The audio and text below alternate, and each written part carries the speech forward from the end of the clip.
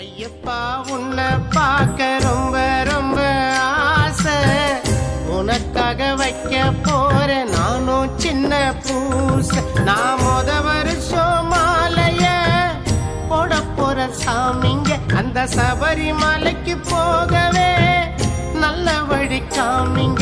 நான் வருஷம் மாலைய போட போற சாமிங்க, அந்த சபரிமலைக்கு போகவே நல்ல வழி காமிங்க.